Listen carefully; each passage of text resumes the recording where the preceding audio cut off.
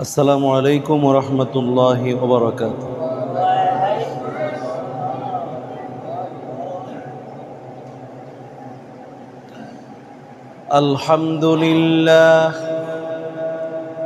الحمد لله نحمده ونستعينه ونستغفره ونعوذ بالله من شرور أنفسنا ومن سيئات أعمالنا من يهده الله فلا مضل له ومن يضلله فلا هادي له ونشهد أن لا إله إلا الله وحده لا شريك له ونشهد أن سيدنا وحبيبنا وطبيبنا وطبيب قلوبنا محمدًا عبده ورسوله الذي أرسله بالحق بشيرا ونذيرا وداعيا إلى الله بإذنه وسراجا منيرا أما بعد فقد قال الله تعالى في كلامه المجيد والفرقان الحميد أعوذ بالله من الشيطان الرجيم بسم الله الرحمن الرحيم ورفعنا لك ذكرك قال النبي صلى الله عليه وسلم أنا أكرم الأولين والآخرين ولا فخر أو كما قال عليه الصلاة والسلام إن الله وملائكته يصلون على النبي يا أيها الذين آمنوا صلوا عليه وسلموا تسليما اللهم صل على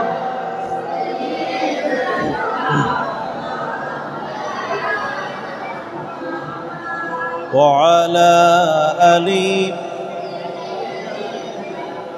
مولانا محمد اللهم صل على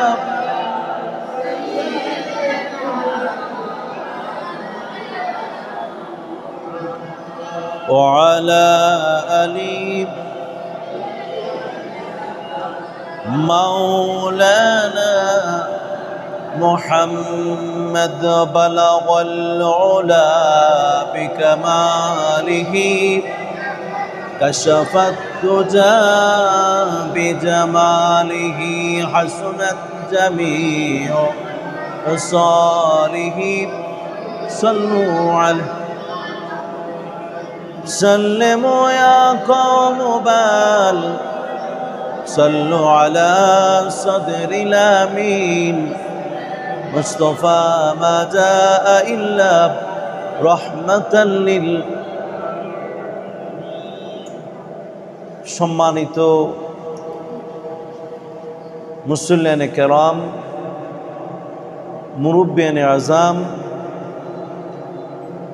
হাজিরিন, জাকিরিন, সামিঈন,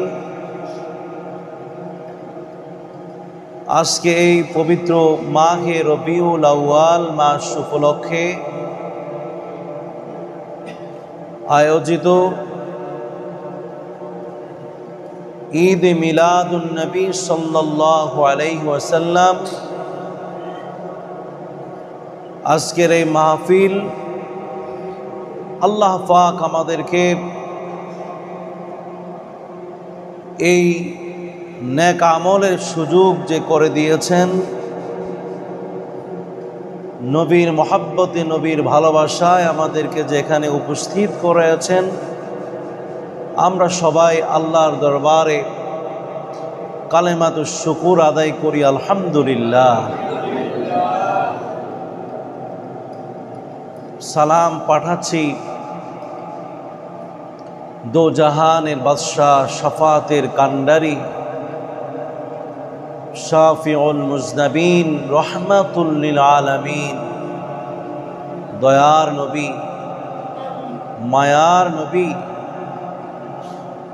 যাকে জীবনে মরণে, কবরে, হাসরে, মিজানে, ফুলসিরাতে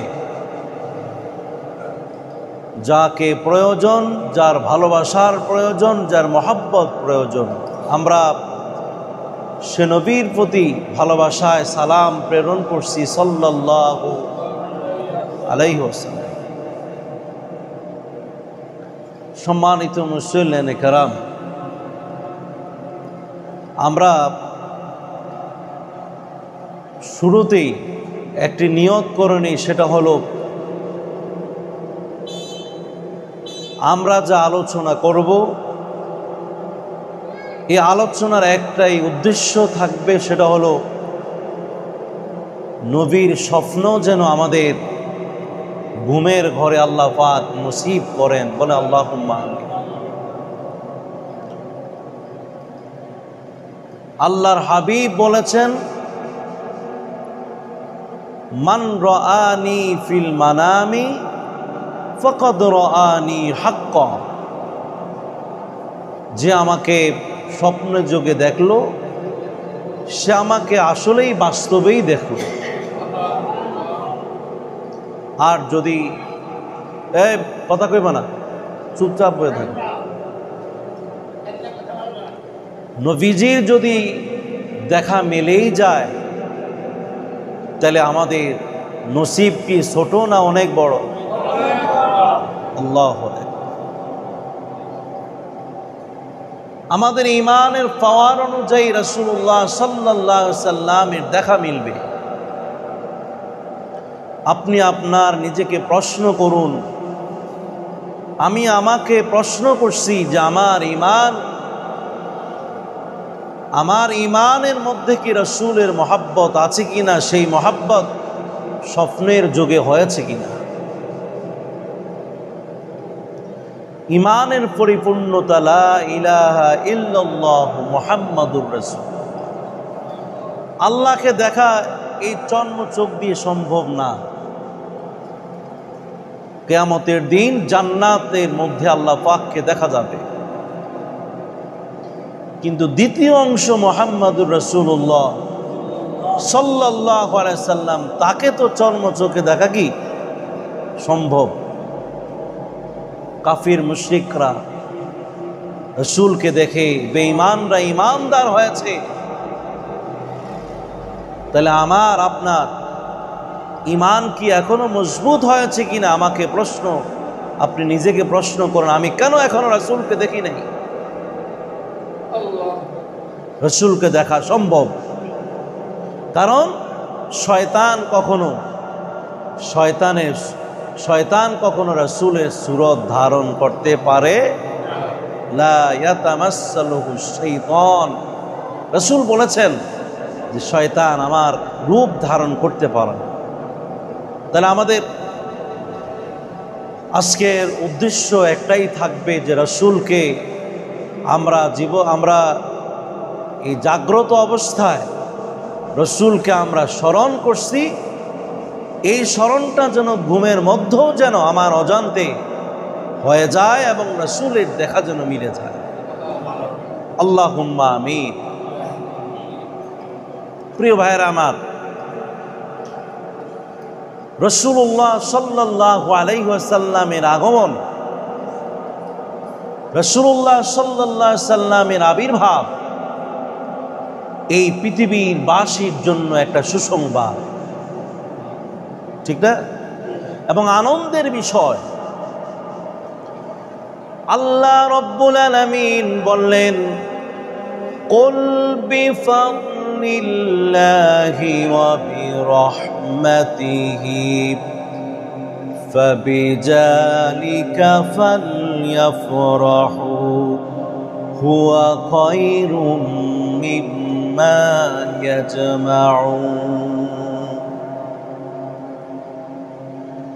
আল্লাহর বড় অনুগ্রহ, আল্লাহর বড় নিয়ামত, রাসূলের আগমন, রাসূলের আবির্ভাব। এই রাসূলকে পাওয়ার পরে দুনিয়াবাসী সবাই আনন্দে আনন্দে মত্ত হয়ে যাবে, খুশিতে মন ভরে যাবে, জীবনে আর তার কিছুই লাগবে না।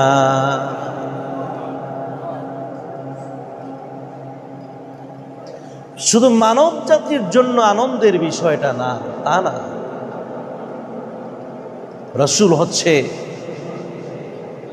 রহমাতুল লিল আলামিন, সমস্ত জীব জানোয়ার মাখলুকাত সবার জন্য তিনি খুশির বিষয়, আনন্দের বিষয়। তার প্রতি যদি কেউ ঘৃণা রাখে, তার প্রতি যদি কেউ ভালোবাসা না রাখে, তাইলে বুঝতে হবে ওর মতো হতভাগা, ওর মতো নিকৃষ্ট আল্লাহর বান্দা জমিনে আর একটাও নাই। খবরদার, মরিয়ার বাঁচি নবীজির প্রতি আমার ভালোবাসা মুখ দিয়া না, কি দিয়া? দিল দিয়া, দিল দিয়া ভালোবাসা। আল্লাহ রাব্বুল আলামিন বললেন, আল্লাযী খালাকা সাবআ সামাওয়াতিন তিবাকা। আল্লাহ রাব্বুল আলামিন এই জগৎ ও সংসারকে সুন্দরভাবে সাজালেন, সাজাইছেন না? বলেন তো, এই সাজানোর মধ্যে কোনো কি ত্রুটি আছে? আল্লাহ নিজেই প্রশ্ন করেন, হাল তারা মা তারা ফি খালকির রহমানি মিন তাফাউত। দেখো, আল্লাহর সৃষ্টির মধ্যে কোনো তফাৎ, কোনো রকমের অপূর্ণতা, কোনো রকমের অসৌন্দর্যতা, কোনো রকমের অসম্পূর্ণতা কি আছে? আল্লাহ রাব্বুল আলামিন এই প্রশ্ন করার পরে আবার বললেন, ফারজিল বাসরা হাল তারা মিন ফুতুর। তোমার চোখ দিয়ে তাকাও, চোখ দিয়ে তাকাও। এখানে বাসার শব্দটা ব্যবহার হয়েছে। যেটা দিয়ে দেখা যায়, যেটা দিয়ে ভালো দেখা যায়, এটাকে বাসার শব্দ বলে। রুইয়াতুনও দেখা, আবার বাসারও শব্দের অর্থ কি? দেখা। তবে দুই দেখার মাঝে পার্থক্য হলো, যেটা দিয়ে ভালোভাবে দেখা যায় ওটা দিয়ে তুমি একটু দেখো, কোনো রকমের সমস্যা আছে কি। আল্লাহ রাব্বুল আলামিন বললেন, সুম্মা রজিল বাসরা কাররাতাইনি ইয়ানকালিব ইলাইকাল বাসরু খাসিআন ওয়া হুয়া হাসীর। তোমার এই দেখাটা, বারবার দেখাটা তোমার জন্য ক্লান্ত হয়ে যাবে, শ্রান্ত হয়ে যাবে। তোমার যত যন্ত্র, তোমার যত প্রযুক্তি আছে, সব শেষ হয়ে যাবে, তারপরও মহান আল্লাহ রব্বুল আলামিনের এই জগৎ সংসারের মধ্যে কোনো অপূর্ণতা পাবে না। আমার দিকে একটু ফিরেন, কেন অপূর্ণতা নাই? কারণ যে মেহমানকে লক্ষ্য করে এই জগৎ সংসারকে সাজিয়ে গুছিয়ে পরিপাটি করলেন মুহাম্মাদুর রাসূলুল্লাহ, শুধুমাত্র এই মেহমান কেন্দ্রিক জগৎ সংসারকে সাজানো গোছানো হয়েছে।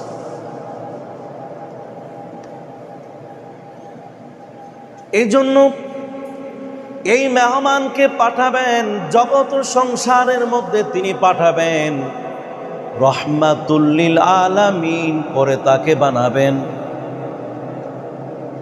সবাই পাগল পারা হয়ে গেল।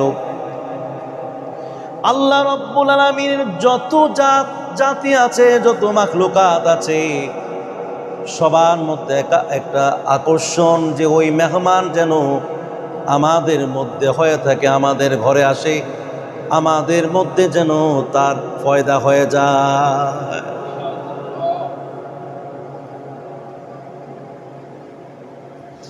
আল্লাহ রাব্বুল আলামিন কুরআনুল কারীমের মধ্যে উটের কথা বললেন, গরুর কথা বললেন, গাধার কথা বললেন, পাখির কথা বলেছেন, একটা পিঁপড়ার কথাও বলেছেন, কুকুরের কথা বলেছেন, প্রায় 30টার অধিক প্রাণীর কথা উল্লেখ করেছেন।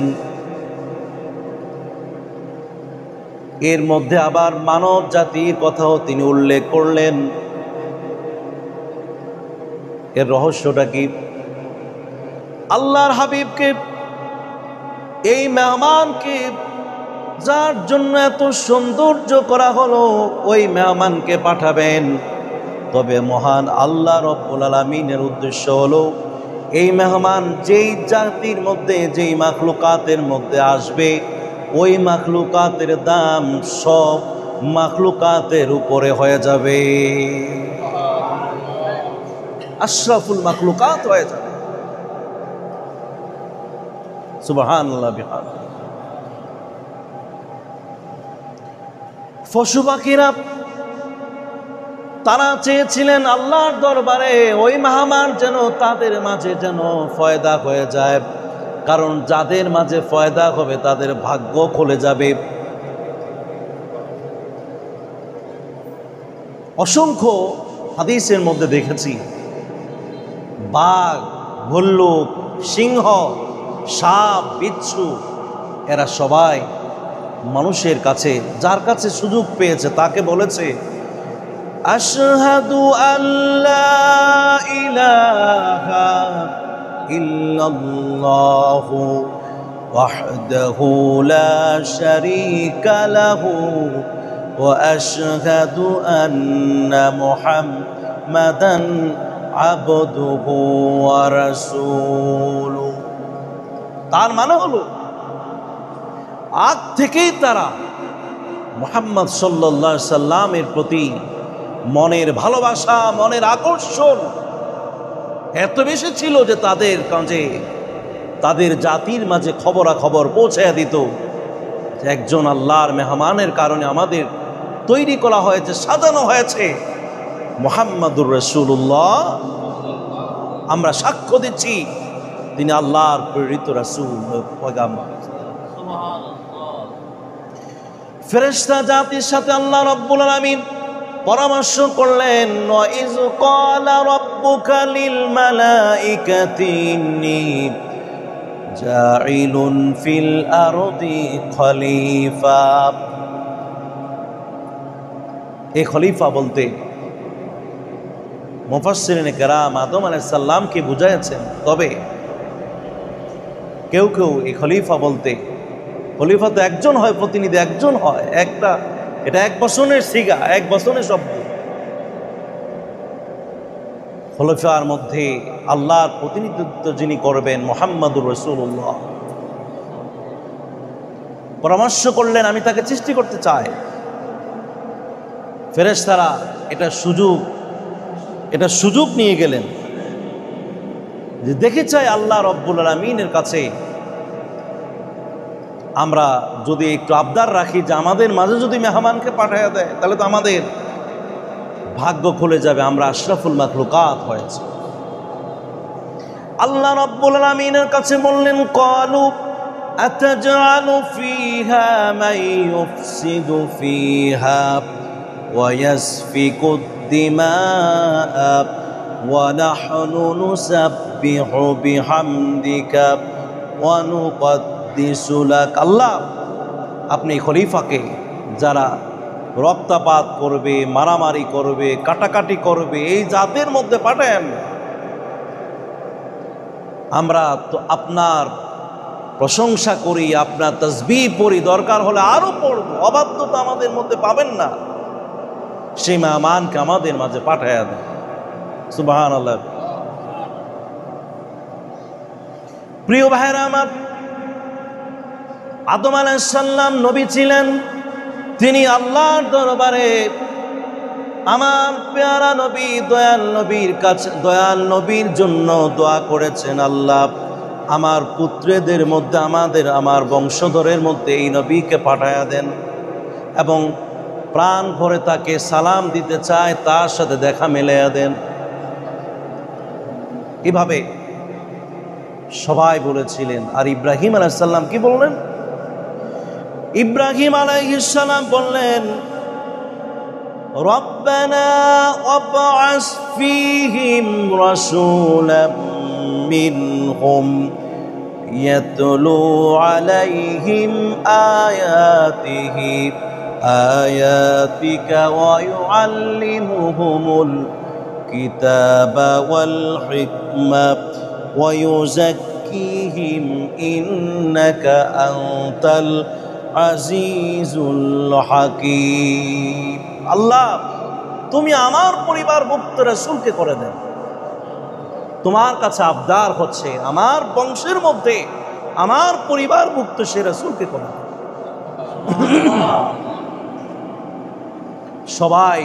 সবাই দোয়া করবে। আর সেই ভাগ্য ইব্রাহিম আলাইহিস সালামের কেমন? নামাজের মধ্যে দুরূদ ইব্রাহিম আমরা পড়ি না? রাসূল বলতেন যে আমার বাবা ইব্রাহিম আলাইহিস সালামের দোয়ার ফসল আমি। তার মানে আমি বোঝাতে যাচ্ছি যে নবীরা আবদার করতেন যে আমাকে তো নবী বানায় ফেললেন, তবে আমার বংশের মধ্যে, আমার পরিবারের মধ্যে যেন ওই রাসূল আসেন, তাহলে আমার সম্মান, ইজ্জত, মর্যাদা সারা পৃথিবীর বুকে সবার উপরে হয়েছে। শেষ পর্যন্ত ইব্রাহিমের পরিবারের মধ্যে রাসূলকে আল্লাহ রাব্বুল আলামিন কবুল করেছেন। ঈসা আলাইহিস সালাম আল্লাহর দরবারে বলেছিলেন, আল্লাহ আমি নবুয়তি চাই না, রিসালাত আমি চাই না, তবে আমি শেষ নবী মুহাম্মদুর রাসূলুল্লাহ সাল্লাল্লাহু আলাইহি সাল্লামের উম্মত হতে চাই। আল্লাহ রাব্বুল আলামিন বললেন, ওয়া ইন্নাহু লাইলমুল লিসসাআতি, আমি এই ঈসার নবীকে মুহাম্মদুর রাসূলুল্লাহ সাল্লাল্লাহু আলাইহি সাল্লামের উম্মত না বানানো পর্যন্ত কিয়ামত ঘটায়া দেব না।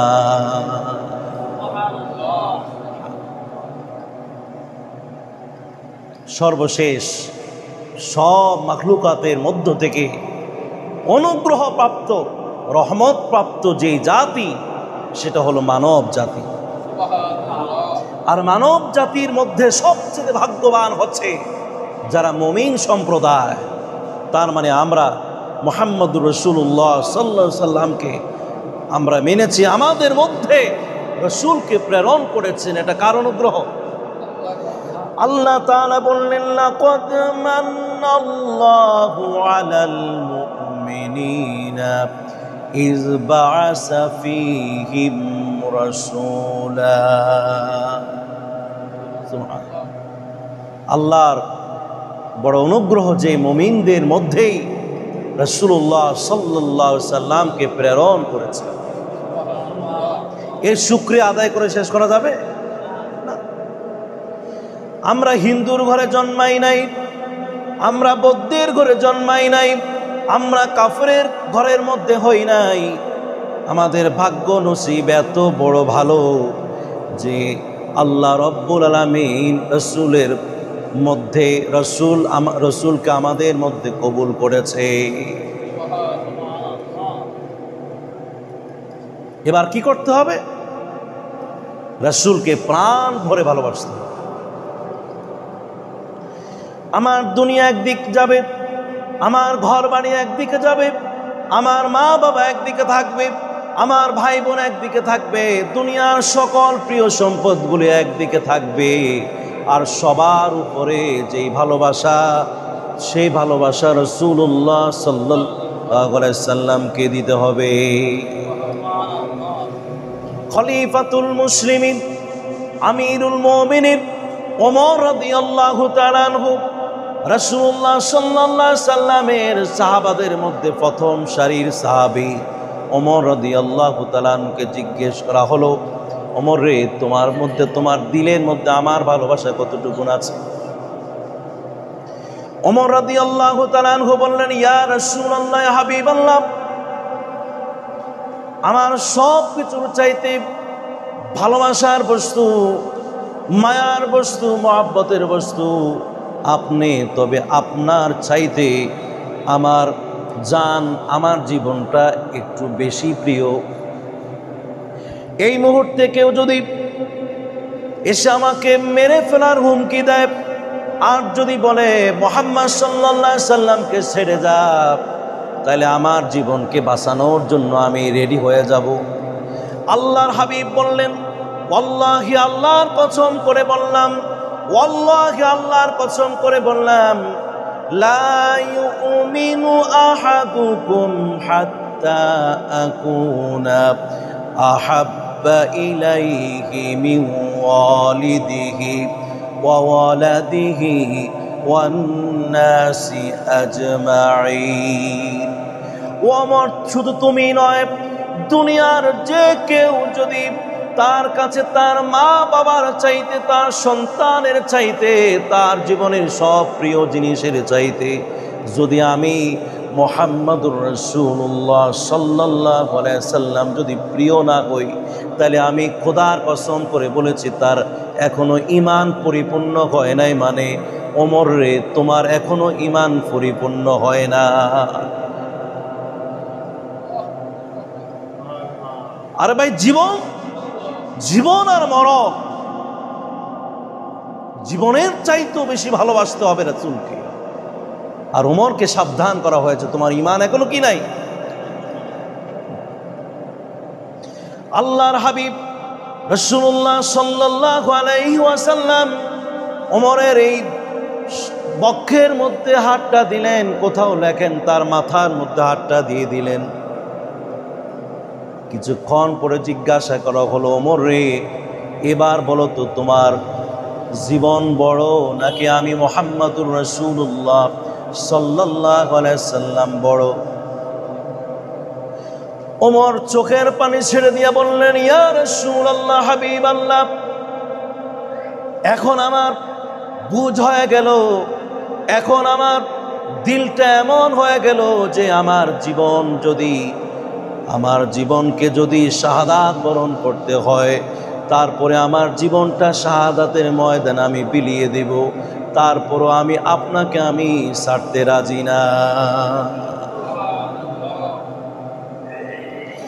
কোন এক যুদ্ধের ময়দানে রাসূলুল্লাহ সাল্লাল্লাহু আলাইহি ওয়াসাল্লাম যুদ্ধের জন্য সাহায্য চাইলেন, কে কি পারো দাও, সবাই সাহায্য করতে লাগলেন। একজন মহিলা সাহাবী এক কোণা থেকে দাঁড়ায় বললেন, ইয়া রাসূলুল্লাহ, ইয়া হাবিবাল্লাহ, আমার এমন কোনো টাকাও নাই, পয়সাও নাই যে যুদ্ধের জন্য আমি দেব, তবে ইয়া রাসূলুল্লাহ, হাবিবাল্লাহ, আমার যে কোলের শিশুটা আছে, কোলের শিশুটা আমি যুদ্ধের জন্য আমি দিয়ে দিলাম। আমি আমার এই সন্তানটাকে আপনার জন্য দিয়ে দিলাম, আপনার দ্বীনের জন্য আমি দিয়ে দিলাম। কি কতটুকুন ভালোবাসা, কতটুকুন যে মহব্বত!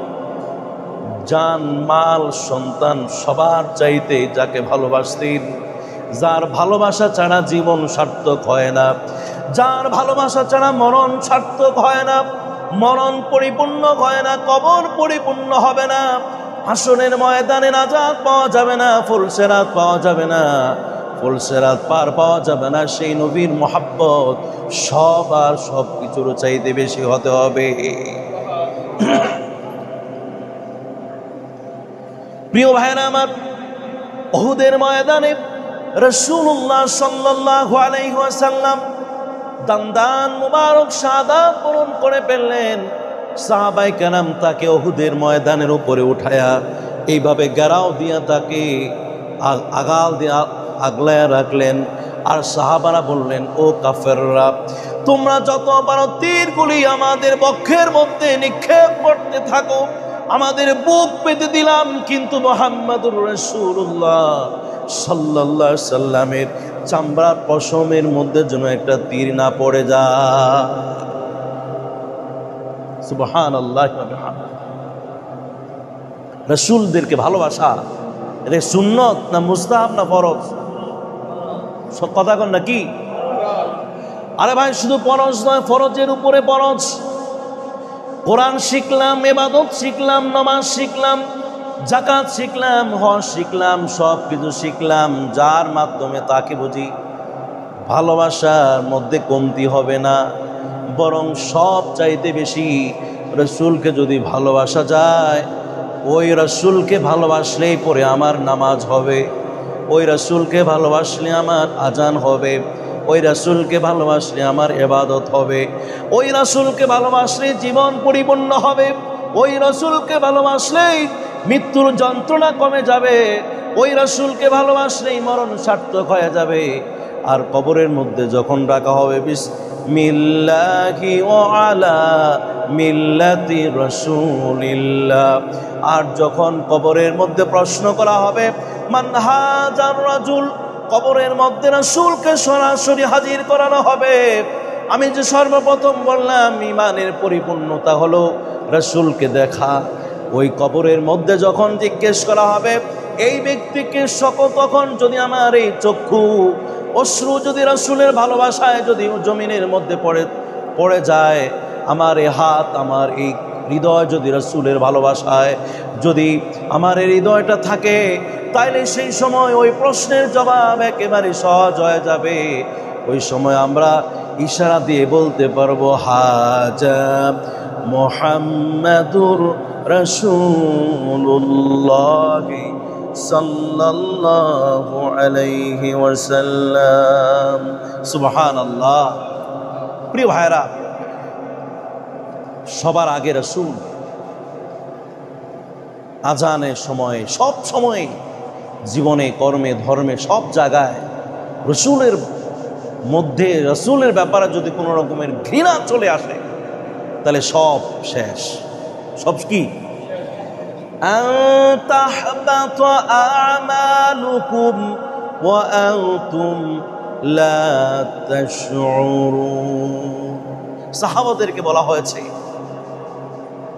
আওয়াজ জোরে করিও না, গলা জোর আছে তবে জোরে কথা বলা যাবে না, জোরে আওয়াজ দেওয়া যাবে না।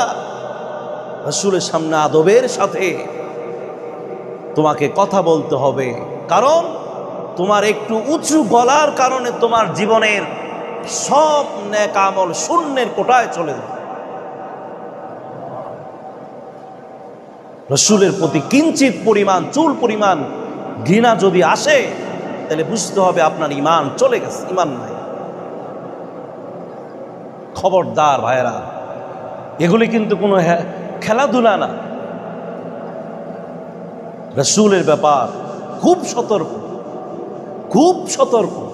যে টুপি মাথায় দিলাম, কেন দিলাম বলেন তো? রাসূল টুপি মাথায় দিয়েছেন। পাঞ্জাবি পড়লাম, কেন পড়লাম? রাসূলুল্লাহ সাল্লাল্লাহু আলাইহি সাল্লাম তিনি পড়েছেন। রাসূলকে যে কতটুকুন পরিমাণ ভালোবাসলে স্বপ্নের যুগে আমাদেরকে দেখা মিলবে। সেই পরিমাণ পর্যন্ত আপনাকে ভালোবাসতে হবে। রাসূলের স্ত্রীরা রাসূলের ভালোবাসা পাইতেন, কারণ স্ত্রী হিসাবে ভালোবাসা যায়, স্বামী হিসাবে স্ত্রীরা স্বামীকে ভালোবাসবে, কিন্তু সেই স্ত্রীদেরও রাসূল হচ্ছে তাদের স্বামী মুহাম্মাদুর রাসূলুল্লাহ সাল্লাল্লাহু আলাইহি সাল্লাম। কতটুকুন পরিমাণ স্ত্রীরা তার স্বামী মুহাম্মাদুর রাসূলুল্লাহ সাল্লাল্লাহু আলাইহি ওয়াসাল্লামকে কি পরিমাণে ভালোবেসেছেন। সকল স্ত্রীদের মধ্যে সবচেয়ে বেশি ভালোবাসতেন আয়েশা রাদিয়াল্লাহু তাআলা আনহা। এই জন্য আল্লাহর হাবিব সব স্ত্রীর চাইতে আয়েশা সিদ্দিকাকে সবচাইতে বেশি ভালোবাসতেন। যে সবচেয়ে বেশি ভালোবাসবে রাসূলের ভালোবাসা সে তত বেশি, কথা কয় না, পাবে কি না? পাবে।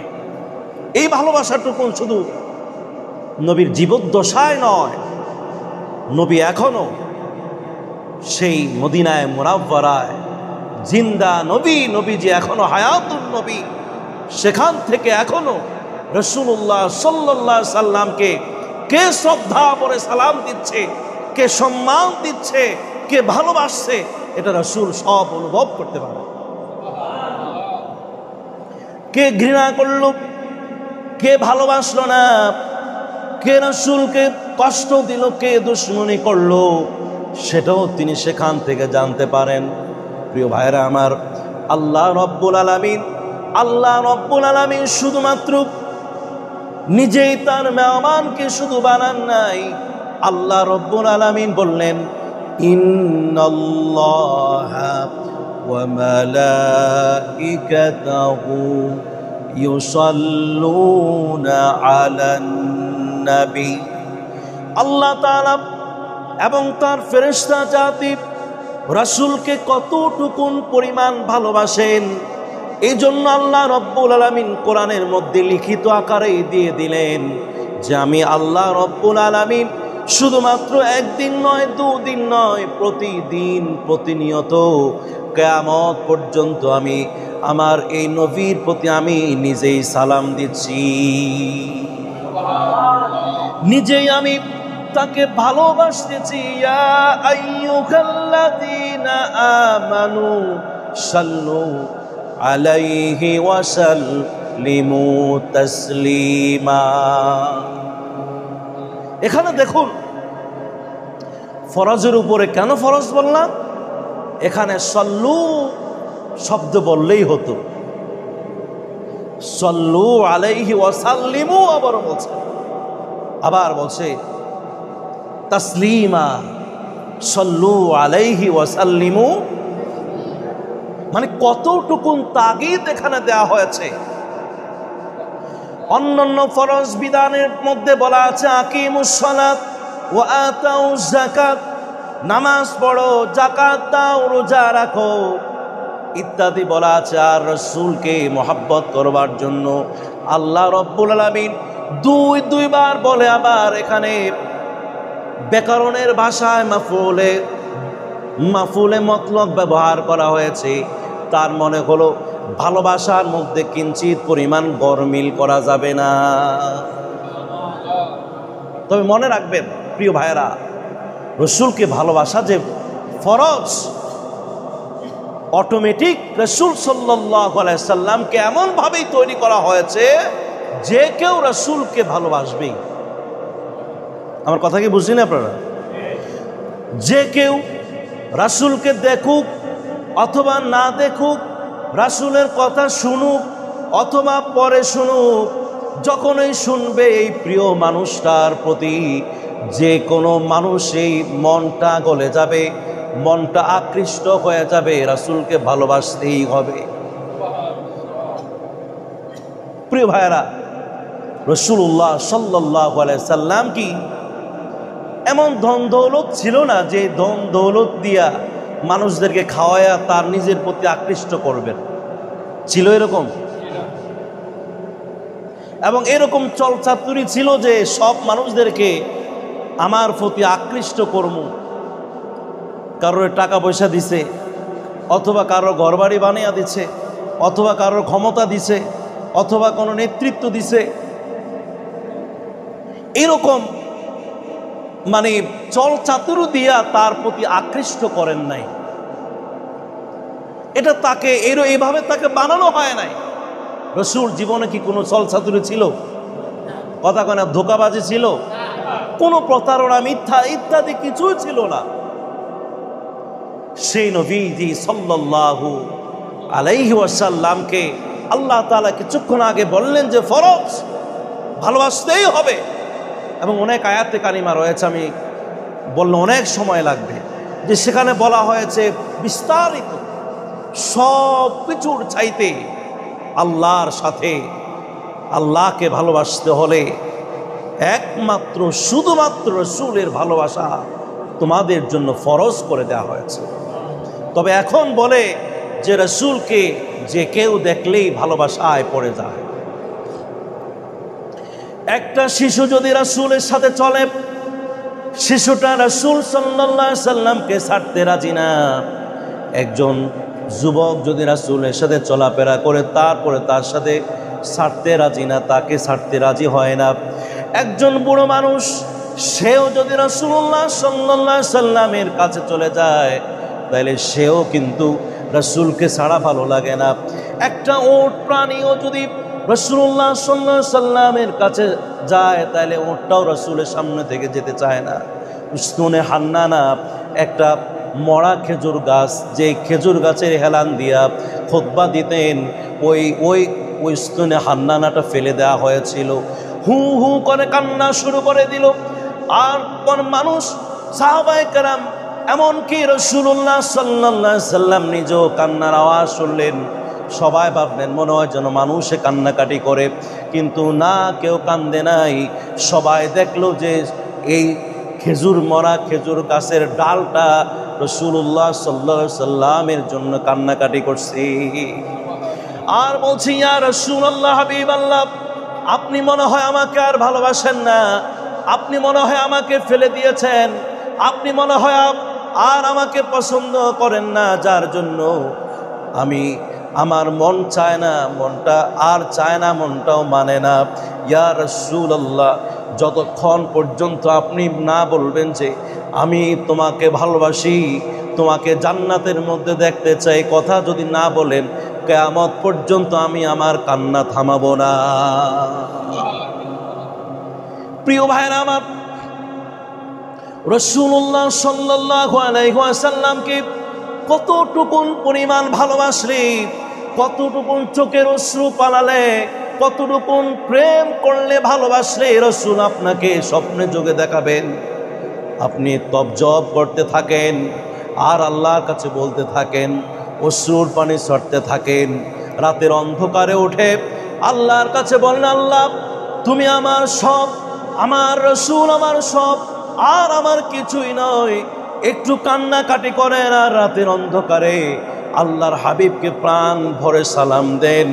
খোদার কসম, আপনি যদি একটা সালাম দেন, আল্লাহর হাবিবের কাছে 10 বার সালাম পাঠানো হয়। প্রিয় ভাইরা আমার, অনেক অনেক প্রমাণ রাসূলুল্লাহ সাল্লাল্লাহু আলাইহি ওয়াসাল্লামকে যে কেউ দেখলেই তার ভালোবাসায় পড়ে যেত। ভাইরা, আমাদের একজনের এক এক পছন্দ, ঠিক না? কথা কয় না? আমার পছন্দের লোক কি আপনার পছন্দ মিলবো? এক একজনের পাঞ্জাবির কালার এক এক রকম। মানে আপনার কাছে পাঞ্জাবির কালার এটা ভালো লাগে, আমার কাছে এটা ভালো লাগে, আপনার কাছে এটা ভালো লাগে, ঠিক না? মানে আপনি যেটা পড়ছেন এটা আমার কাছে ভালো লাগে না, ঠিক না? আবার আমি যেটা পড়ছি হয়তো আপনার কাছে নাও ভালো লাগতো। মানুষের রুচিকে এইভাবে তৈরি করা হয়েছে। রাসূল একটা জিনিস, মুহাম্মাদুর রাসূলুল্লাহ সাল্লাল্লাহু আলাইহি সাল্লাম এমন এক মেহমান, এমন এক সৃষ্টি, এমন এক মহামানব। শত্রুর কাছেও রাসূল ভালো, বন্ধুর কাছেও রাসূল ভালো, শিশুদের কাছেও রাসূল ভালো, কাফির মুশরিকদের কাছে রাসূল ভালো, ঈমানদারদের কাছে রাসূল ভালো। রাসূলুল্লাহ সাল্লাল্লাহু আলাইহি সাল্লামের প্রতি কারোর কোনো ঘৃণা এই পর্যন্ত নাই। তিনি এমন এক আল্লাহ পাক তাকে তৈরি করেছেন, যার দিকে তাকালে কারোর ঘৃণা আসে না, যার দিকে তাকালে সাহাবায়ে কেরাম বলতেন আমাদের ক্ষুধা নিবারণ হয়ে যায়। রাসূলকে বলতেন ইয়া রাসূলুল্লাহ, আপনার দরবারে খাইতে আসি নাই, আপনাকে একটু নজর দেখবার জন্য এসেছি। ফ্যাট ভরে যায়, ঈমান ভরে যায়, ইবাদত পরিপূর্ণ হয়ে যায়, দুনিয়া পরিপূর্ণ হয়ে যায়, আখিরাত পরিপূর্ণ হয়ে যায়। মুহাম্মাদুর রাসূলুল্লাহ সাল্লাল্লাহু আলাইহি ওয়াসাল্লাম। আয়েশা সিদ্দিকা বললেন, দিনের বেলায় সূর্য একটা উদিত হয়ে সারা পৃথিবীকে আলোকিত করে ফেলে, আর আমার ঘরে এশার নামাজের পরে একটা সূর্য উদিত হয়ে আমার পুরো ঘর আর পুরো জিন্দেগিটাকে আমাকে আলোকিত করে ফেলে।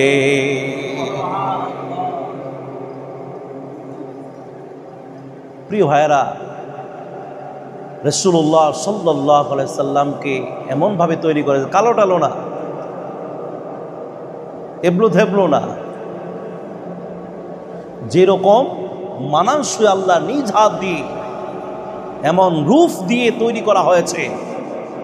আয়েশা সিদ্দিকা রাদিয়াল্লাহু তাআলা আনহা বলতেন, ইউসুফ আলাইহিস সালামকে তৈরি করার পরে মিশরের নারীরা রাসূলের দিকে তাকায়া, ইউসুফ আলাইহিস সালামের দিকে তাকায়া রইলেন, আর তাদেরকে বললেন ফল কাটার জন্য।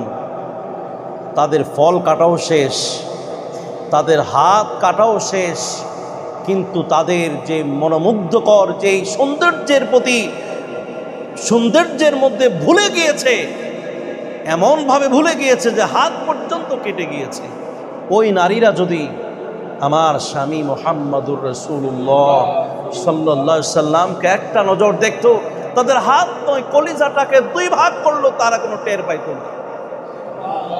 কি সুন্দরভাবে তাকে তৈরি করা হয়েছে। আপনি একটু ছবি আঁকুন আপনার মনের কল্পনার মধ্যে যে রাসূল সাল্লাল্লাহু আলাইহি ওয়াসাল্লাম তিনি কেমন ছিলেন। প্রিয় ভাইরা আমার, আনাস বিন মালিক রাদিয়াল্লাহু তাআলা আনহু, যাকে ওই যে তার মা দান করেছিলেন কোলের শিশুটাকে, 10 বছর পর্যন্ত রাসূলের বাড়িতে ছিলেন। সাহাবায়ে কেরাম রাসূলুল্লাহ সাল্লাল্লাহু আলাইহি সাল্লামকে এমনভাবে ভালোবাসতেন, শুধু কথা শুনতেন না, শুধু কোরআনেই শুনতেন না, শুধু হাদিসেই শুনতেন না, বরং কেউ যদি তার চোখের দিকে তাকাইতেন, চোখের দিকে তাকাই থাকতেন, এবং কেউ যদি নবীজির নাকের দিকে তাকাইতেন, নাকের ভালোবাসায় পড়ে যেতেন, নাকের দিকেই তাকাইতে তাদের মন চায়। রাসূলুল্লাহর কানের দিকে তাকাইতেন, কানটা কেমনে তৈরি করা হয়েছে, কানের লগে আমাদের কান মিল আছে কিনা, তার মুখ আমাদের মুখের সাথে মিল আছে কিনা, দাঁত আমাদের সাথে দাঁত মিল আছে কিনা, দাড়িগুলি কেমন, চুলগুলি কেমন, দেহটা কেমন, পাটা কেমন, হাতটা কেমন। এমনকি সাহাবায়ে কেরাম যখন রাসূলুল্লাহর হাতের মধ্যে হাত দিয়ে মুসাফা করতেন, সাহাবারা বলতেন মনে হয় যেন রেশমি কাপড়ের তুলার মতো তুলতুলে একটা রেশমি কাপড়ের মতো একটা ভালো জিনিসের মধ্যে, নরম জিনিসের মধ্যে হাত ঢুকাইয়া দিলাম, আর জীবনে হাতটা এভাবে ছাড়তে আমাদের কোনোদিন মনে চাইতো না। আনাস বিন মালিক বলেন যে রাসূল সাল্লাল্লাহু আলাইহি সাল্লাম লাইসা বিআতওয়ালাল বাইনি ওয়ালা বিল কাসি, তিনি একেবারে বড়ও না, লম্বাও না, আবার খাটোও না, মধ্যম আকৃতি। এক জায়গা দাঁড়াইলে তাকে একটু বড় দেখা যাইত, এটা মুজিজা। আমার দিকে একটু ফিরুন, রাসূলুল্লাহ সাল্লাল্লাহু আলাইহি সাল্লাম লম্বাও না, আবার খাটো না, মানানসই। ভাইরা, উনি গ্রাম্য মানুষের কাছে প্রিয় না, উনি শহরের মানুষের কাছেও প্রিয়, রাজা বাদশাদের কাছেও প্রিয়, রাজা বাদশাদের কাছেও তাকে ভালো লাগে। মানে এরকম ভাবে তার দেহকে তৈরি করা হয়েছে। রাজা বাদশারা বলতো, এটা কেমন দেহ? এই দেহের এই চেহারার দিকে তাকালেই মানুষের ঈমান নসিব হয়েছে। সাহাবায়ে কেরাম বলেন, লাম ইয়াকুন বিল মুতাখামি ওয়ালা বিল মুকালসামি ওয়া কানা ফি ওয়াজহিহি তাদবীরুন। তার চেহারাটা এরকম একেবারে গোল নয়, আবার একেবারে লম্বাও নয়, তবে কিঞ্চিত একটু লম্বা, যেই চেহারা দেখলে মানুষ পাগল হয়ে যায়। আশকালাল আইন, তার দুইটা চোখ ছিল সুরমা মাখা চোখ, এর মধ্যে সুরমা লাগানো লাগতো না, বরং এই চোখের আড়ালে আর চোখের দৃষ্টির মধ্যে যে পড়তো, জীবনে আর কোনোদিন সে তাকে বলতো না। যায়েদ বিন হারেসা রাদিয়াল্লাহু তাআলা আনহু, তার মা একদিন বেড়াতে গিয়েছিলেন, পথিমধ্যে ডাকাতরা যায়েদ বিন হারেসাকে নিয়ে এনে ক্রয় বিক্রয় করে শেষ পর্যন্ত মক্কায় মুআজ্জামায় রাসূলুল্লাহর কাছে বিক্রি হয়ে গেল। কত বড় ভাগ্য! যায়েদ নবীজির ঘরে থাকলেন, বড় হইলেন।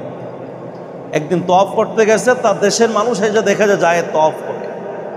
বলল যে, তোমার মা অসুস্থ হয়ে গেছে, তোমার বাবা কত টাকা যে খরচ করছে তোমাকে পাওয়ার জন্য, চলো।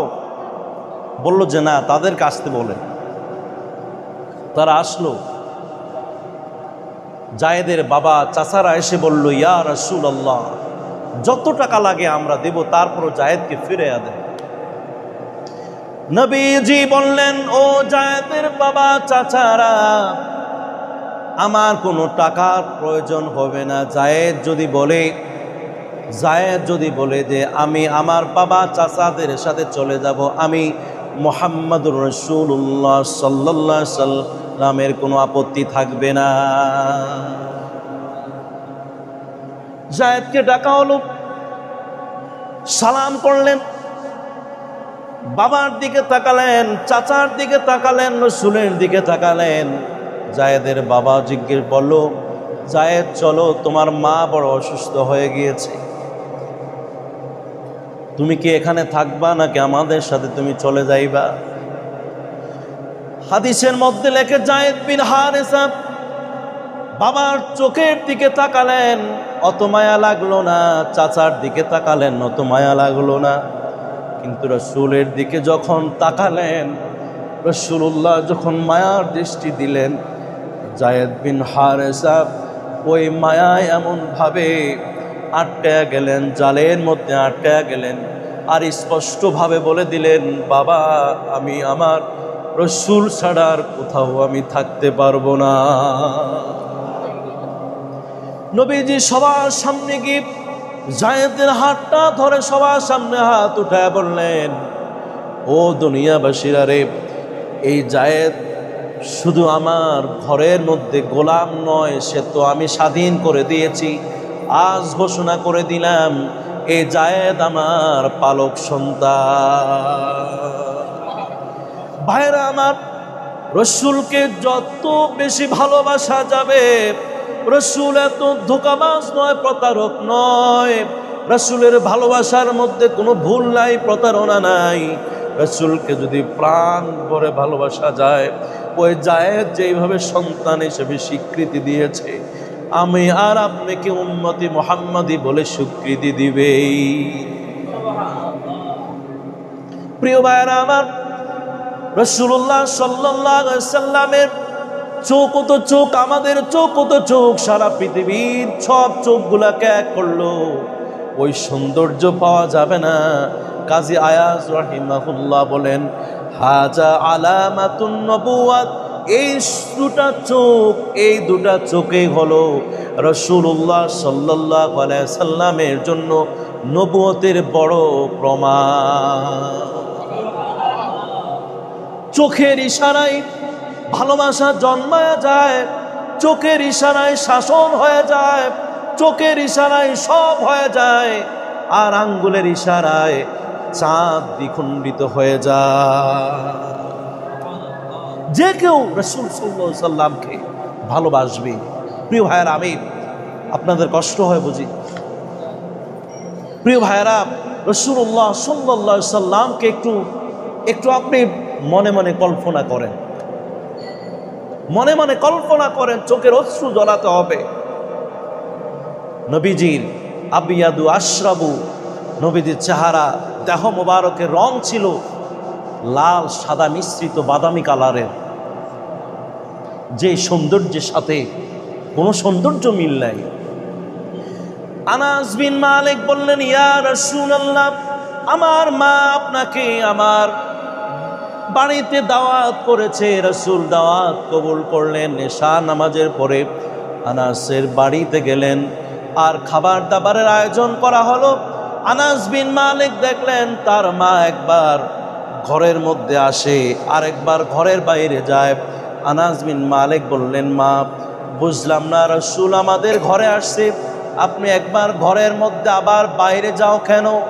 আনাসকে বললেন, এরে আনাস, যেই মেহমানকে ঘরের মধ্যে এনেছো, আমি দেখলাম যে আমার ঘরের মধ্যে কেমন জানি নূরে আলোকিত হয়ে গেল। আমি দেখলাম আকাশের জ্যোৎস্না রাতের যে চাঁদ, সেটা কি আমার ঘরের মধ্যে এসে গেল নাকি? আমি একবার উকি দিয়া রাসূলের চেহারা মুবারকের দিকে তাকাই, আবার আমি বাইরে গিয়ে জ্যোৎস্না রাতের সেই একটাই শুধু চাঁদ, আকাশের মধ্যে শুধু একটাই চাঁদ। এই একটা চাঁদের কারণে পুরা আসমান আলোকিত হয়ে গেছে, সৌন্দর্য ভরে গিয়েছে। আমি দেখলাম সে চাঁদটা সুন্দর লাগে নাকি আমার ঘরে যে চাঁদ উদিত হয়েছে সেটা সুন্দর লাগে? আনাস রে, আমি দেখলাম আসমানের চাঁদের চেহারার মধ্যে কিছু দাগ দেখা যায়। আমার হাবিবের মুহাম্মাদুর রাসূলুল্লাহ সাল্লাল্লাহু আলাইহি ওয়াসাল্লামের চেহারার মধ্যে কোনো খুঁত নাই, কোনো ত্রুটি নাই, কেমন জানি সুন্দর লাগে। সুবহানাল্লাহ।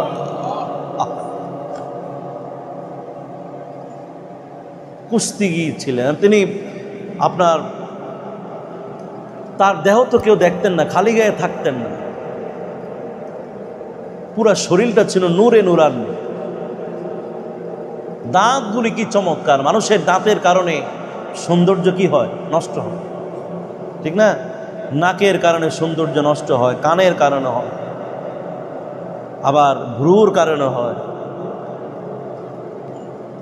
একটু যদি ত্রুটি হয় তাহলে পুরো চেহারাটাই শেষ, ঠিক না?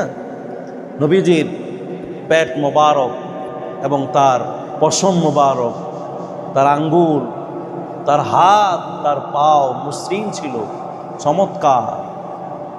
তবে একটা ভিন্ন সৃষ্টি হচ্ছে তার মধ্যে, সেটা হলো তিনি সামনে যেরকম দেখতেন পিছনেও ঠিক হুবহু ওই রকমই দেখতেন, কারণ তার পিঠ মোবারকের মধ্যে এক টুকরা গোশতের টুকরা ছিল যার নাম মোহরে নবুয়ত। সুবহানাল্লাহ। যারা দেখেছেন কেউ তো দেখতো না, রাসূল এমন ঢেকে তিনি থাকতেন। এই গোশতের টুকরার মধ্যে লেখা আছে মুহাম্মাদুর রাসূলুল্লাহ। মুহাম্মাদুর রাসূল, গোশতের টুকরাটার মাঝে এরকম লেখা। রাসূলের অন্তিম কালে একদিন সভা ডাকলেন আর সাহাবাদেরকে বললেন, সাহাবারা রে, এই দুনিয়া আমার জন্য চিরস্থায়ী নয়, আমাকে একদিন কিয়ামতের ময়দানে আমাকে উঠতে হবে। তবে আজ আমি তোমাদের সামনে আমার জীবনের সব ঋণ মুক্ত করে আমি পৃথিবী থেকে চলে যেতে চাই।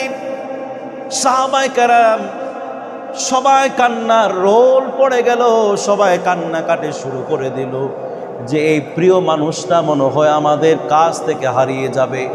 আমার কথা শুনেন,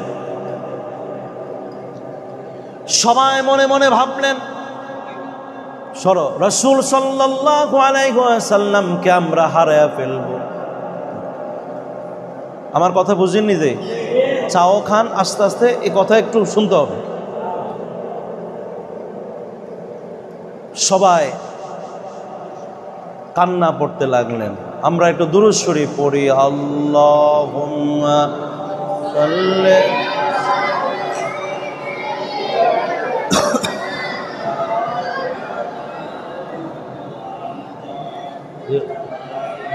কতক্ষণ? তোমার কথা না, তোমার কাছে তাহলে চলো, আমার তো আনলিমিটেড সময় শেষ করুন করে এটা করুন। হ্যাঁ, আমাদের 8:15, 9:30। ও আচ্ছা, যাই হোক, একটু কথা শুনে আমরা একেবারে শেষের দিকে চলে আসবো ইনশাল্লাহ। রসুলের ভালোবাসা, সাহাবায়ে কেরাম কেমনে ভালোবাসতেন, আল্লাহর ওলিরা কিভাবে ভালোবাসতেন বলেন তো?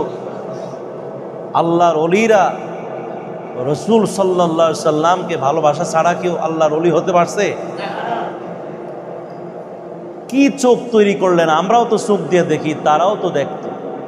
কোন আল্লাহর ওলিরা তাদের চোখ দিয়া জাগ্রত অবস্থায় রসুলের মোলাকাত হয়ে যেত। কি ইমানি পাওয়ার, কি ইমানি শক্তি তৈরি তারা করেছে। কিন্তু আমাদের মাঝে একটা পর্দা, মনে হয় পর্দা পড়ে গেছে, এখনো রসুলের দেখা আমাদের মিলতেছে না। রসুলের দেখা মিলতে হবে ইমানের পরিপূর্ণতার জন্য। বলছিলাম রসুলের অন্তিম কালে তিনি বললেন যে আমি ঋণ মুক্ত হয়ে পৃথিবী থেকে যেতে চাই। তখন সবাই কান্নার রোল, সবাই কান্দে। বলেন তো, আপনার ছোট্ট শিশুটা যদি মারা যায় আপনার কাছে কেমন লাগবে? কান্না আসে না? কত বেদনা আপনার। আর রসুলের বেদনাটা সবার চাইতে বেশি। এই সময় কে আর রসুলের ঋণ আর কি? রসুলের কোনো ঋণ আছে? রসুলের কোনো ঋণ নেই। তারপরও তিনি বললেন আমি ঋণ মুক্ত হয়ে ক্ষমা নিয়ে আমি কিয়ামতের ময়দানে উঠতে চাই। সবাই ইয়া নাফসি বলবে, আর আমি সাফায়াত করব, আমি সেখানে ত্রুটি নিয়ে দাঁড়াবো, আমার পক্ষে কিয়ামতের ময়দানে সুপারিশ করা সম্ভব হবে না। সবাই অবস্থা থমথমে, স্তব্ধ হয়ে গেল সব। একজন সাহাবী দাঁড়িয়ে গেল এক কোণ থেকে, উসাইদ বিন হুদায়ের। একটু কথা শুনেন। উসাইদ বিন হুদায়ের রাদিয়াল্লাহু তাআলা আনহু দাঁড়ায় গেলেন আর বললেন, ইয়া রাসূলুল্লাহ, ইয়া হাবিবাল্লাহ, আপনার কাছে আমি কিছু পাওনা আছি। আবু বকর রাদিয়াল্লাহু তাআলা আনহু রেগে গেলেন, ওমর রেগে গেলেন, সাহাবায়ে কেরাম রেগে গেলেন। নবীজির থেকে কি পাওনা? আমাদের জানা মতে রাসূল আমাদের থেকে কিছু পাওনা নাই। উসাইদ বিন হুদায়ের কথা বলার সাথে সাথে রাসূলুল্লাহ সাল্লাল্লাহু আলাইহি ওয়াসাল্লাম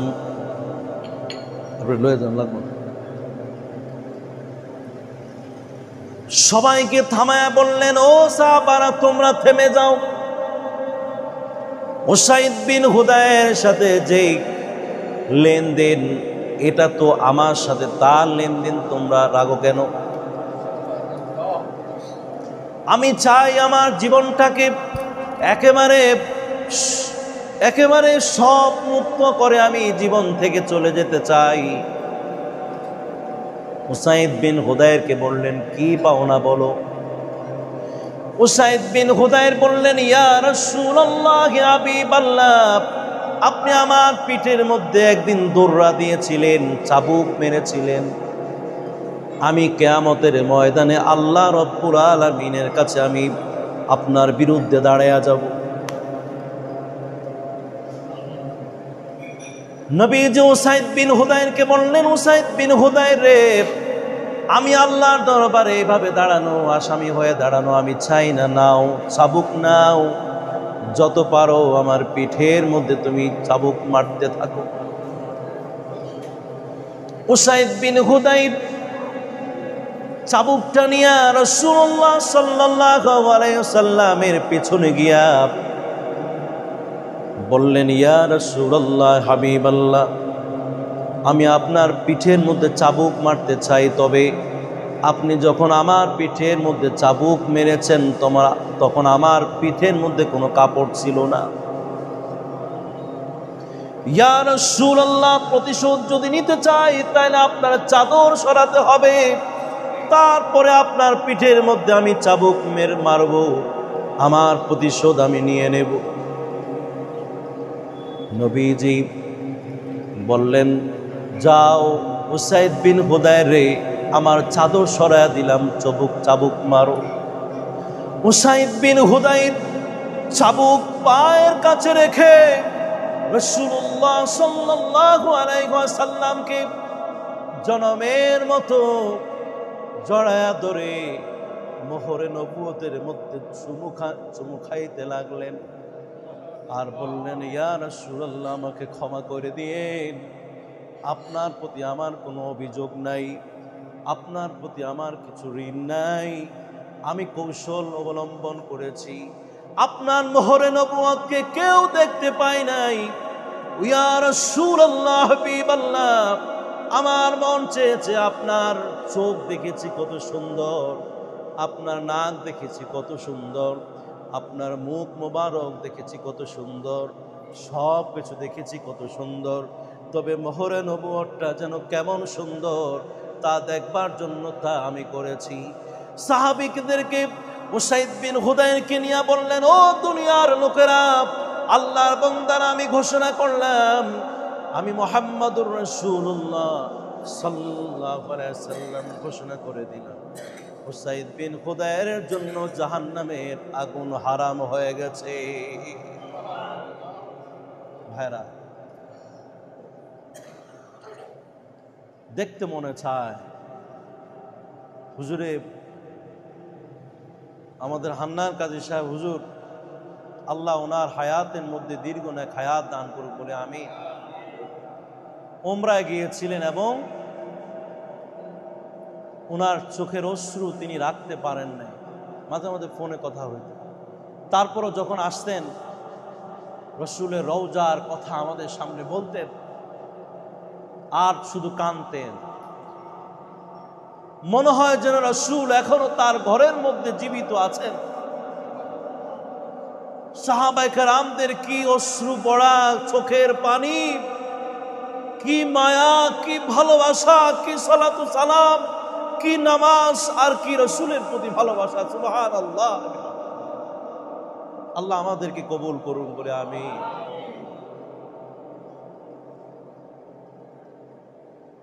এখনো মানুষ মুসলমান মনে করে যে রাসূল আমাদের থেকে হারায়া যায় না, এখনো তিনি আছেন, জীবিত আছেন। যাই হোক, আমি আর বেশি বলতে চাই না। রাসূল সাল্লাল্লাহু আলাইহি সাল্লাম রবিউল আউয়াল মাসে আবির্ভাব হয়েছেন, ঠিক না? সে আবির্ভাবটুকু আমার আপনার মতো নয়, স্পেশাল ভাবে রাসূলুল্লাহ সাল্লাল্লাহু আলাইহি ওয়াসাল্লামকে এই পৃথিবীতে আগমন করাইয়াছেন। বলেন তো, সব সৃষ্টির পরে মানুষকে সৃষ্টি করলেন, আদম আলাইহিস সালামকে তৈরি করলেন, ঠিক না? মানুষের মর্যাদা দিয়েছেন তাকে নবুয়তের মাধ্যমে। প্রথম যিনি মানুষ তিনি একজন কি, কথা কনে, তিনি কে? নবী। আর শ্রেষ্ঠ নবীকে, ইমামুল মুরসালিনকে পাঠাবেন সাধারণ মানুষের মাধ্যমে নয়। আদম আলাইহিস সালামকে তৈরি করে আদম আলাইহিস সালামের ফেশানির মধ্যে জলিলুল কদর আল্লাহ রাব্বুল আলামিনের যে নবী, আবুল আম্বিয়া যাকে বলা হয়, সেই নবীর গর্বের মধ্যে নূরে মুহাম্মাদি সাল্লাল্লাহু আলাইহি ওয়াসাল্লামকে আল্লাহ রাব্বুল আলামিন ফায়দা করে দিলেন। নবীদের সম্মান বেড়েছে আমার নবীর কারণে। একেবারে পুত পবিত্র বংশধারার মাধ্যমে, শ্রেষ্ঠ মানুষদের মাধ্যমে আমার পেয়ারা নবী মুহাম্মদুর রাসূলুল্লাহ সাল্লাল্লাহু আলাইহি সাল্লামকে রবিউল আউয়াল মাসের 12 তারিখ সোমবার, দিনও নয় রাতও নয়, শবে সাদিকের সময়ে আল্লাহ রব্বুল আলামিন মানুষের জন্য পাঠায়া দিলে। আদম আলাইহিস সালামের বেটা গানুস, আদম আলাইহিস সালামের বেটা হযরত শীশ আলাইহিস সালাম, শীশ আলাইহিস সালামের গর্ভের মধ্যে নূরে মুহাম্মাদি সাল্লাল্লাহু আলাইহি ওয়াসাল্লামকে প্রেরণ করলেন। বড় আশ্চর্যের বিষয় হলো আদম আলাইহিস সালামের জোড়ায় জোড়ায় সন্তান হতো, কিন্তু আল্লাহ রব্বুল আলামিন শুধুমাত্র শীশ আলাইহিস সালামকে একাই সিঙ্গেল করে তাকে পৃথিবীতে জন্মায়াছেন। তার সাথে তার বোন কিন্তু জন্মায় নাই। কেমন কুদরত! নূরে মুহাম্মাদি যেন ভাগে পড়ে না যায়, এই জন্য একজনকে তৈরি করে শীষকে নবী বানায়া শীষের মধ্যে আদম আলাইহিস সালামের নূরে মুহাম্মাদি, ওই নূরে মুহাম্মাদি শীষ আলাইহিস সালামের মধ্যে ফায়দা করে দিলে। শীষ আলাইহিস সালামের বেটা গানুস, গানুসের বেটা কায়নান, কায়নানের বেটা মাহালায়েল, মাহালায়েলের বেটা ইয়ারদ, ইয়ারদের বেটা ইদ্রিস, ইদ্রিসের বেটা আকুনু, আকুনুয়ের বেটা মুতাওয়াশি, মুতাওয়াশির বেটা লামুক, লামুকের বেটা হযরত নূহ আলাইহিস সালামের পেশানির মধ্যে নূরে মুহাম্মাদি সাল্লাল্লাহু আলাইহি সাল্লাম ফায়দা করে দিলে। জমিন ডুবে গেল, নূরে মুহাম্মাদি অসম্মান যেন না হয়, এই জন্য সবার উপরে নূহ আলাইহিস সালামকে কিস্তির মধ্যে উঠায়া নবী নূরে মুহাম্মাদির কারণে নূহ আলাইহিস সালামের মর্যাদা বাড়ায়া দিলে। নূহ আলাইহিস সালামের বেটা শাম, শামের বেটা আরদাবসাদ, আরদাবসাদের বেটা আবের, আবেরের বেটা ফায়েজ, ফায়েজের বেটা রাও, রাওয়ের বেটা সুরুজ, সুরুজের বেটা নাহুর, নাহুরের বেটা সুরুজ, সুরুজের বেটা তারা, তারার বেটা হযরত ইব্রাহিম আলাইহিস সালামের পেশানির মধ্যে নূরে মুহাম্মাদি সাল্লাল্লাহু আলাইহি ওয়াসাল্লাম, ইব্রাহিম আলাইহিস সালামের বেটা ইসমাইল আলাইহিস সালামে, ইসমাইল আলাইহিস সালামের পেশানির মধ্যে নূরে মুহাম্মাদি দিয়েছেন। যতই জবাই করে কিন্তু ইসমাইল জবাই হয় না, কারণ কি? সুবহানাল্লাহ। বরং এই জবাইয়ের মাধ্যমে ইসমাইলের ইজ্জত বেড়ে গেছে। জান্নাত থেকে একটা বিধান এনে কোরবানির বিধান করে দিলেন। এর পিছনে কারিশমা হলো তার বাবা যে দোয়া করেছিলেন, সেই দোয়াকে আল্লাহ রব্বুল আলামিন এমন ভাবে কবুল করেছেন, ওই নূরে মুহাম্মাদি সাল্লাল্লাহু আলাইহি ওয়াসাল্লাম ইসমাইলের পেশানির মধ্যে আল্লাহ রব্বুল আলামিন দিয়ে দিলে। ইসমাইলের বেটা কায়জার, কায়জারের বেটা এরাম, এরামের বেটা এওজ, এওজের বেটা মুজাই, মুজাইয়ের বেটা সুমাই, সুমাইয়ের বেটা জারেব, জারের বেটা নাহেশ, নাহেশের বেটা মুকসির, মুকসিরের বেটা ইহাম, ইহামের বেটা একনাদ, একনাদের বেটা আইসর, আইসরের বেটা দিশান, দিশানের বেটা কায়জর, কায়জরের বেটা ইহাম, ইহামের বেটা ইহাম আওয়াম, আইসরের বেটা দিশান, দিশানের বেটা আয়েজ, আয়েজের বেটা আরওয়াব, আরওয়ার বেটা ইয়ালহান, ইয়ালহানের বেটা ইয়াহাজান, ইয়াহাজানের বেটা ইয়াসরিব, ইয়াসরিবের বেটা সাম্বার, সাম্বারের বেটা হামদালান, হামদালানের বেটা আদ্দা, আদ্দার বেটা আবির, আবিরের বেটা আবকার, আবকারের বেটা আইফি, আইফির বেটা মাখি, মাখির বেটা নাহেশ, নাহেশের বেটা জাহেম, জাহেমের বেটা তানেজ, তানেজের বেটা ওয়াদলাব, ওয়াদ্দাবের বেটা বালদাস, বালদাসের বেটা হাজাব, হাজার বেটা নাশিদ, নাশিদের বেটা আওয়াম, আওয়ামের বেটা উবাই, উবাইয়ের বেটা কামওয়াল, কামওয়ালের বেটা বুজ, বুজের বেটা আউস, আউসের বেটা সালামান, সালামানের বেটা হুসাইসা, হুসাইসার বেটা আদু, আদুয়ের বেটা আদনান, আদনানের বেটা মাআদ, মাআদের বেটা নাজার, নাজারের বেটা মুজার, মুজারের বেটা ইলিয়াস, ইলিয়াসের বেটা মুদ্রিকা, মুদ্রিকার বেটা খুজাইমা, খুজামের বেটা কেনানা, কেনানার বেটা নজর, নজরের বেটা মালিক, মালিকের বেটা ফেহির, ফেরের বেটা গালিব, গালিবের বেটা লুয়াই, লুয়াইয়ের বেটা কাব, কাবের বেটা মুর্রা, মুর্রায়ের বেটা কেলাব, কেলাবের বেটা কুসাই, কুসাইয়ের বেটা আব্দে মানাফ, আব্দে মানাফের দুই ছেলে আব্দে শামস আর হাশেম। এর মধ্যে ছোট্ট ছেলে হাশেমকে আল্লাহ রব্বুল আলামিন নূরে মুহাম্মাদির জন্য কবুল করেছে।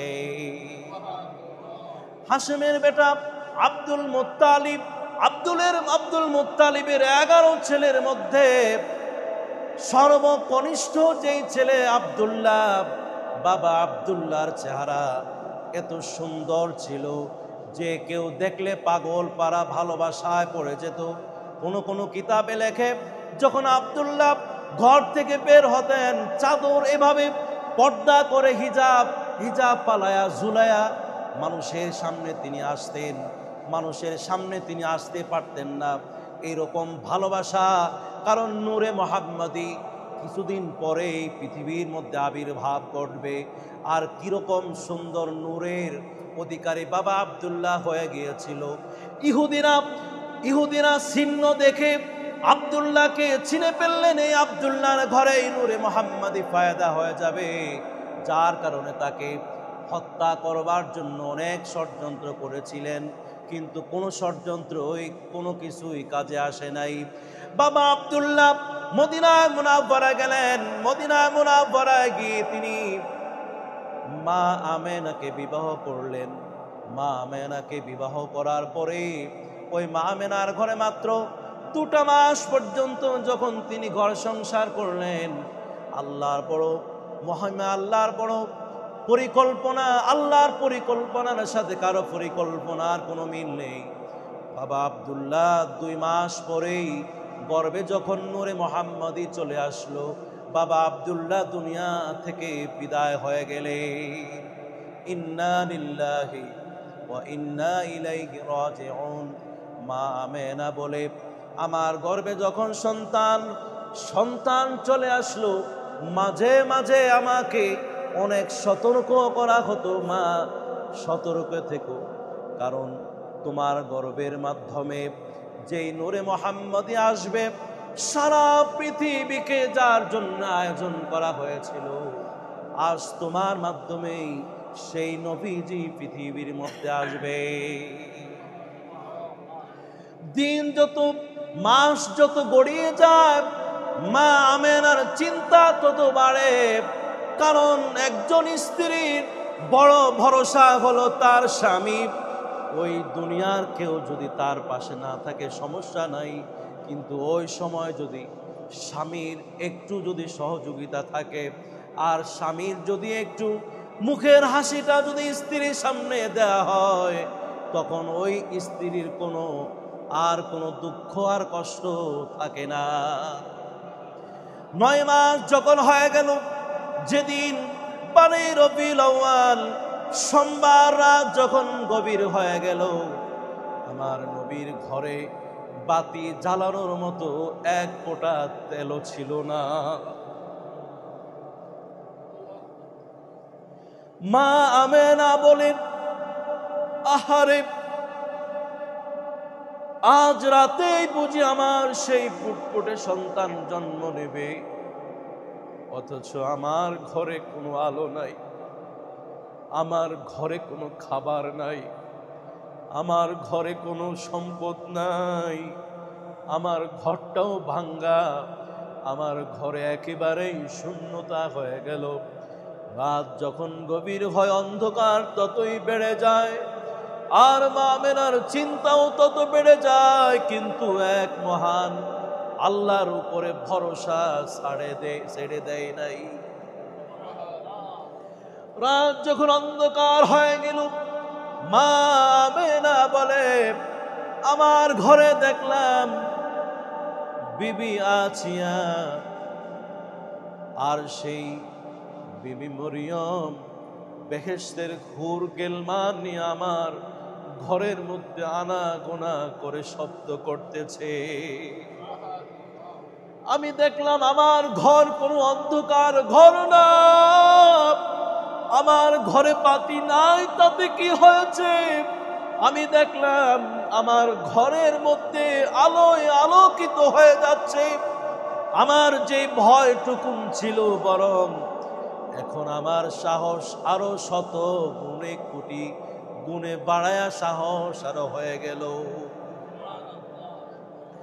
মা আমেনা বলি, শুধু আমার ঘরটাই আলোকিত হয় নাই, আমি আমার এই ঘর থেকে শুধু সিরিয়ার রাজপ্রাসাদ পর্যন্ত নূরান্বিত হয়ে আলোকিত হয়ে সে রাজপ্রাসাদটা পর্যন্ত আমি মা দেখে ফেলেছি।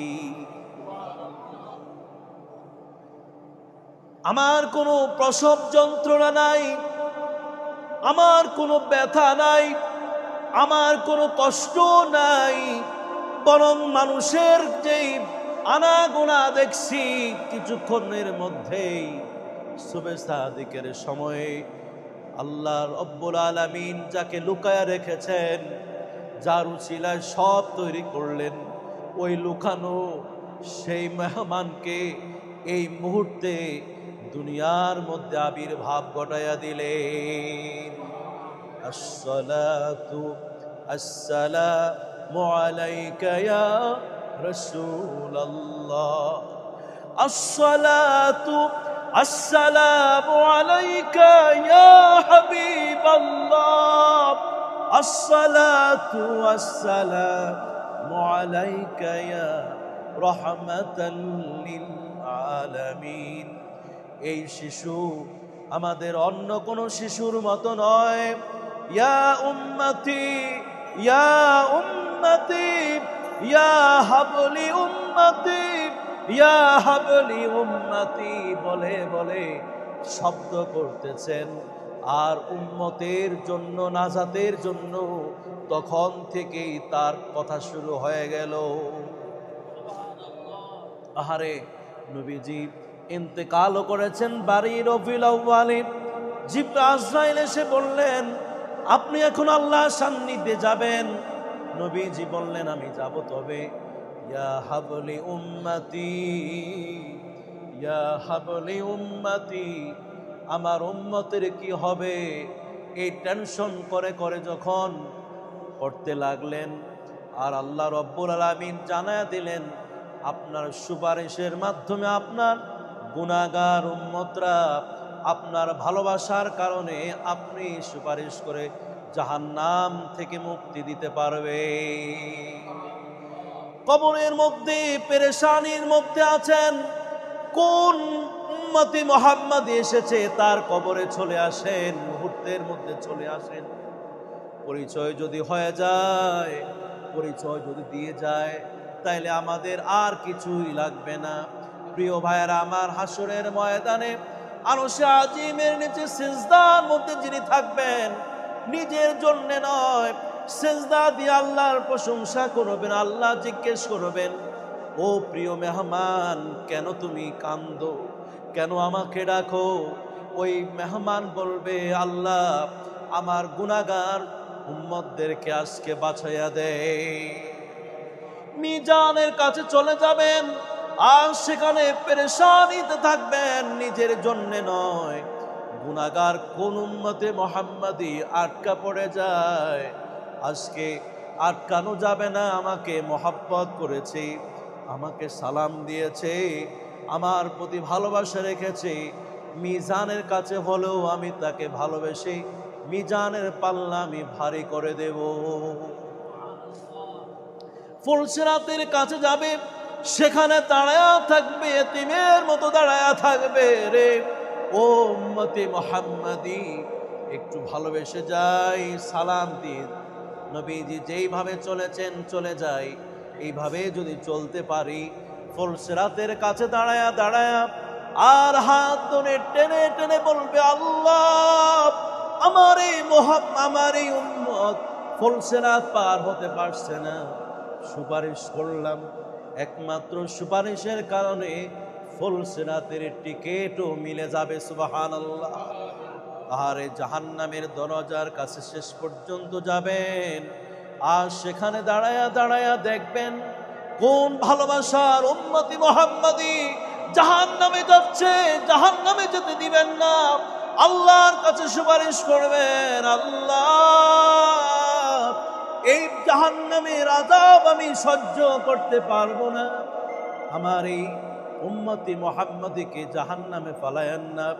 হাউজে কাউসারের কাছে গিয়ে আর সেই পানির পেয়ালা নিয়ে খুঁজতে থাকবেন, কে মুহাম্মদ, ও আব্দুল্লাহ, ও আমার উম্মত, তুমি কোথায়? তুমি তো তোমার জীবনে অনেক ধৈর্য ধারণ করেছো, তুমি তো আমার প্রতি ঈমান এনেছো, আমার আদর্শ মেনেছো, আজ আসো, তোমাকে আমি হাউজে কাউসারের পানি পান করায়া তোমাকে আজকে সিক্ত করে দেই।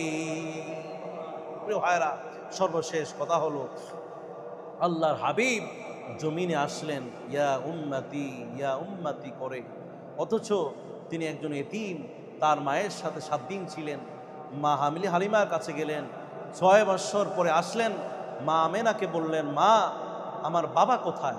বিকেল বেলা সব ছেলেদের বাবারা এসে আমাদের বন্ধুদেরকে নিয়ে যায়, তো আমার বাবা তো কোনোদিন আসে নাই। মা বললেন, বাবারে, তোমার বাবা মদিনায় থাকে। নিজেকে নিয়ন্ত্রণ করে কান্দেন, কান্নাকে নিয়ন্ত্রণ করে ছেলেকে বললেন, তোমার বাবা মদিনায় আছে। সেই শ্বশুর আব্দুল মুত্তালিবের কাছে দোয়া চেয়ে এবং তার কাছে অনুমতি চেয়ে, কারণ স্বামী নাই, এখন শ্বশুর আছেন, শ্বশুরের কাছে অনুমতি নিয়ে তার বাবার বাড়ি মদিনায় মুনাওয়ারায় চললেন। ছোট্ট সন্তান, ছোট্ট শিশুকে নিয়ে, সাথে দাসী উম্মে আয়মন ছিল। অনেক দূর যাওয়ার পরে, মদিনার কাছে যাওয়ার পরে বললেন, এখানে ওঠ, থামাও। এই কবরের পাশে গিয়ে কবর জিয়ারাত করলেন। মা আমেনা এমনভাবে কান্না শুরু করলেন, আর মাকে জিজ্ঞেস করলেন, মা, তুমি এত কান্নাকাটি করো কেন? তখন বললেন, বাবা, তুমি যেই বাবার কথা বলেছো, তোমার বাবা এই কবরের মধ্যে ঘুমায়। শিশু নবী সেখানে কান্নাকাটি করলেন, বাবার জন্য দোয়া করলেন। এরপরে মাস খানিক পরে মা আমেনা সহ আবার তার বাড়িতে ফিরে আসবেন। এতিম নবী, শিশু নবী আসতেছেন, প্রতিমধ্যে মা অসুস্থ হয়ে গেলেন। আহারে ভাগ্যের নির্মম পরিহাস, এই অসুস্থতা কে জানে মা আমেনা চির বিদায় হয়ে যাবে, শিশু নবী এতিম হয়ে যাবে। আহা, মা আমেনা দুনিয়া ত্যাগ করে আল্লাহর সান্নিধ্যে চলে গেলেন। ইন্না লিল্লাহি ওয়া ইন্না ইলাইহি রাজিউন। দাদা আব্দুল মুত্তালিব সব সময় মরুভূমির কাছে এসে দাঁড়িয়ে থাকতেন, কখন জানি আমার বৌমা, আমার নাতি কখন জানি আসে। প্রতিদিন আসতেন, ফিরে যেতেন, কোনোদিন দেখতেন না। আজকে দেখলেন একটা ওটে শুধু একজন মহিলা আর একটা শিশু দেখা যাচ্ছে, মনে হয় আমার বৌমাই আসতেছে। আবার ভাবলেন, মনে হয় দাসীকে আনে নাই, বৌমা মনে হয় নাতিকে নিয়ে আসছে। কিন্তু যখন কাছাকাছি আসলো, তখন দেখলো যে বৌমা আসে নাই, নাতিটা আর তার সেই দাসী উম্মে আয়মন এসেছে। আর ভাবলেন, মনে হয় মা আমেনা, তার স্বামী যেহেতু নাই, এজন্য সে বাপের বাড়িতে রয়ে গিয়েছে। কিন্তু আসলে সত্যি তার স্বামী মদিনায় মুনাওয়ারায় শুয়ে আছেন, আর তাকে, স্বামীকে ছাড়া তিনি আসেন নাই স্বামীর সাথে, তিনিও সেখানে ঘুমিয়ে গেলেন। উম্মে আয়মন দাদা আব্দুল মুত্তালিবের কাছে এসে লুটিয়ে পড়ল আর বলল, দাদা, আপনার বৌমা আর আসবে না, কারণ আপনার ছেলে যেখানে শুয়ে আছে তার সাথেই সে চলে গিয়েছে। এই শিশুকে আপনার কোলেই সুপর্দ করে দিলাম। আল্লাহ রব্বুল আলামিন এই শিশু নবীকে এতিম বানায়া এই পৃথিবীর বুকে সারা পৃথিবীর কিয়ামত পর্যন্ত মানুষদেরকে হেদায়াত করবার জন্য আল্লাহ রব্বুল আলামিন তাকে দাদা আব্দুল মুত্তালিব চাচা আবু তালিবের মাধ্যমে এই দুনিয়াবাসীকে হেদায়াত করেছেন। প্রিয় ভাইয়েরা আমার, সে এতিম নবীর প্রতি তার তার প্রতি ভালোবাসায় যদি আমার চোখের অশ্রু যদি একটুও পড়ে থাকে, তাহলে আমি মনে করব যে এটি সার্থক হয়েছে। আমি চাই এই নবীকে স্বপ্নে যোগে দেখে যেন মরতে পারি। আমরা বেঈমানরা, কাফির মুশরিকরা রসুলকে দেখে ঈমানদার হয়েছে, আমরা ঈমানদার হয়েছি কিন্তু রসুলকে দেখি নাই। আমরা বড় হতভাগা। আল্লাহর কাছে ফরিয়াদ জানাবো, আল্লাহ তুমি আমাদেরকে সেই নবীর জিয়ারাত আমাদের স্বপ্নে যোগে তুমি নসিব করে দিও, আমিন। আর সেই রওজা মুবারক জিয়ারাত করবার তৌফিক আমাদেরকে দান করিও। আর কিয়ামতের ময়দানে আল্লাহ অরজুকুনা শাফাআতাহু ইয়াউমাল কিয়ামা, আর কিয়ামতের ময়দানে রাসূলের সুপারিশ আমাদের জন্য নসিব করে দিও, আমিন সুম্মা আমিন। আসসালামু আলাইকুম ওয়া রাহমাতুল্লাহি ওয়া বারাকাতুহু।